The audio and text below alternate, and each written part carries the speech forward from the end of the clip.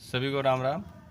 मैं आपको एक ऐसी वीडियो प्रस्तुत कर रहा हूं जो आपको या आपके परिवार में जो भी बच्चे पढ़ाई कर रहे हैं या प्रतियोगी परीक्षा की तैयारी कर रहे हैं तो उनके बीच ये एक सकारात्मक संदेश देगी।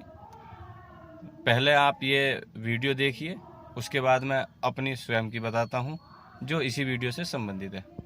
तो प्लीज़ पहले इस वीडियो को पूरी देखिएगा।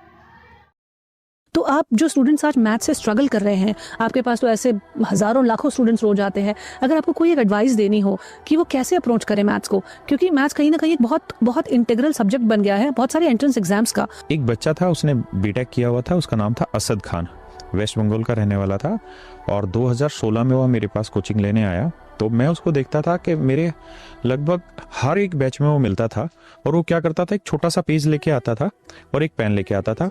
और चूंकि वो बीटेक कर रहा था तो उसका मैथ थोड़ा ठीक था। वो क्या करता था कि जो हम बोल रहे हैं बस उसको सुनता रहता था, कोई एक दो पॉइंट लिख लेता था। मैंने उसको देखा कि 4 साल तक वो इसी तरह से तैयारी करता रहा लेकिन उसका सिलेक्शन नहीं हुआ। वहीं एक बच्चा था विनय करके, और विनय जो था वो बहुत ही कमज़ोर बच्चा था और इतना कमज़ोर बच्चा था कि मैं जब क्लास में पढ़ाता था तो मैं फ्रस्ट्रेट हो जाता था, क्योंकि जब आप हज़ारों बच्चों को पढ़ा रहे होते हैं, मैं बत्रा सिनेमा हॉल था, सिनेमा हॉल के अंदर पढ़ाता था, तो जब आप कोई चीज़ कराते हैं ना तो आप एक उम्मीद रखते हैं कि इतना लेवल सभी का होगा और हम इससे ऊपर ही हवाई जहाज उड़ाएंगे। लेकिन जब कोई बच्चा उससे भी नीचे का सवाल पूछ लेता है, अगर मैं आपको ये कहूँ कि माइनस और माइनस को प्लस क्यों करने लग रहे हैं, कोई इस चीज़ पे क्वेश्चन पूछ लेता है तो फिर फ्रस्ट्रेशन आती है। तो मैं उसको क्लास में हमेशा कहता था विनय को कि तू ढक्कन है, तेरा ऊपर की खोपड़ी उड़ी हुई है, तुझे कुछ नहीं आता, तेरा सिलेक्शन नहीं होगा, टाइम पास करने लग रहा है। तो हम ऑफलाइन पढ़ाते थे तो सुबह 8 बजे पढ़ाना शुरू करते थे और रात के 9 बजे तक बैचेज रहते थे। वो इतना शैतान था कि वो हर बैच में चला जाता था। और जब लड़कियां बैठी रहती हैं साथ में, और जब किसी लड़के को हम ये कह देते तेरे बस की नहीं है, क्यों परेशान हो रहा है, तेरा टावर उड़ा हुआ ऊपर का, तो बड़ी बेइज्जती होती और बहुत सारे बच्चे तो इसमें क्लास पढ़ना छोड़ देते हैं। उस बच्चे ने क्या किया कि वो हंसता रहता था, सुनता रहता था, हंसता रहता था। जब हम किसी क्लास में जाते देखते थे और वो बैठा हुआ दिखता था तो फिर मना रहे फिर आ गया यार यहाँ पे, ऐसी फीलिंग्स आती थी। लेकिन वो लगातार लगा रहा, वो उसके मतलब लगातार करता रहता, हर एक क्लास को करता रहता, हर छोटी से छोटी चीज़ को पूछता करता चला जाता। लगभग 2 साल लगे उसको और 2 साल बाद रात को एसएससी का रिजल्ट आया और मेरे पास करीबन 11 बजे के आसपास एक बच्चे का फ़ोन आया। तो मैं उसको ढक्कन बोलता था कि तू ढक्कन है, तेरे बस की कुछ करना नहीं है। उसका फ़ोन आया, बोला कि रोने लग गया कि सर पहचाना मैं कौन हूँ। मैंने कहा नहीं, कौन है? कह रहा मैं इनकम टैक्स इंस्पेक्टर हूँ। तो मैंने कहा मतलब? कह रहा सर मैं वही ढक्कन हूँ जिसको आप कहते थे तेरे टावर उड़ गए, विनय मेरा नाम है। मैं उस दिन इतना रोया, इसलिए नहीं कि उसका सिलेक्शन हो गया, इसलिए रोया कि मुझे खुद पे दुख था कि मैं एज ए टीचर उस लड़के की कितनी इंसल्ट करता था कि तेरे बस की नहीं है पढ़ना, और वो लड़का सिर्फ एक ही चीज़ करता रहा, लगातार प्रैक्टिस करता रहा। तो आप सभी ने ये वीडियो देखी, इससे क्या सिद्ध होता है, क्या प्रमाणित होता है कि कोई भी कुछ भी कर सकता है, बस लगन होनी चाहिए और प्रयास जो हो वो निरंतर हो।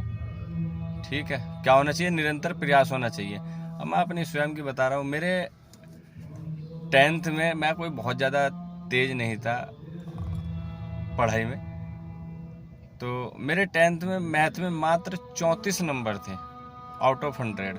100 में से मात्र 34 नंबर, 33 में पास होते, मेरे मात्र 34 थे। उसके बाद मैंने मैथ छोड़ दिया, मुझे लगा कि मेरा इसमें कुछ नहीं होने वाला है, मैंने बायोलॉजी ले ली।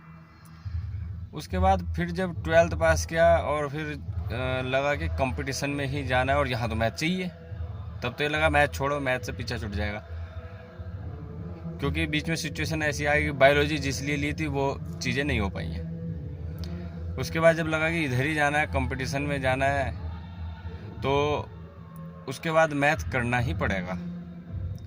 तो मैथ को फिर उस तरह से किया गया, उसमें निरंतरता जो प्रयास किए वो इस प्रकार रहे कि मैथ में लगे रहे। जो चीज़ें नहीं आती थी बार बार इधर से सीखी, वहाँ से सीखी, सीखते रहे। उसके बाद राकेश यादव सर हैं जो दिल्ली में उस समय बत्रा सिनेमा में पढ़ाते थे, इस वीडियो में जो बताया बत्रा सिनेमा, उसी में मैं पढ़ा हूँ। तो सर की क्लासेस मैंने ली हैं, बैच लिया था, ये बहुत ही बढ़िया पढ़ाते हैं और वहीं से मुझे एक और मुझे एक जुनून कहिए या आत्मविश्वास कहिए कि यहाँ से लगा कि यार कर सकता है। तो वहाँ से मैथ को इतना बारीकी से सीखा गया। एक मेरा दोस्त था, वो हम दोनों अपना बैठ के वहीं पे क्लास के बाद पार्क में बैठते थे, अपना वहीं पे जो भी डाउट होते थे आपस में डिस्कस करते थे। तो ये है कि उसके बाद मैंने फिर मैथ पढ़ाया, मैंने मैथ बच्चों को पढ़ाया और बहुत अच्छे से, बच्चों को बहुत अच्छे समझ में आता था। और यूपीएसआई में और इससे पहले भी और भी एग्ज़ाम हुए, यूपीएसआई में मेरे 38 आउट ऑफ 40 थे। बच्चों के और भी है, लेकिन मैं अपनी बता रहा हूँ। कुछ हैं जिनके 40 हैं, वो तेज़ हैं पहले से पढ़ने। मैं ये नहीं कह रहा हूँ कि हाँ मैं सबसे सुपर रहा, मैं अपनी बता रहा हूँ। मैं जो 34 लेके आया था 100 में से, मैं हाई स्कूल में, उसके 38 है 40 में से। तो ये है जो सर ने बताया है, बहुत अच्छी बात बताई है। यदि आप निरंतर प्रयास करोगे तो कुछ भी कठिन नहीं है। तो बस एक यही संदेश देना था कि आप लगे रहिए, लगे रहिए, लगे रहिए। महादेव की कृपा से सब होगा जो आप चाहते हो। ठीक है। जय हिंद, जय भारत।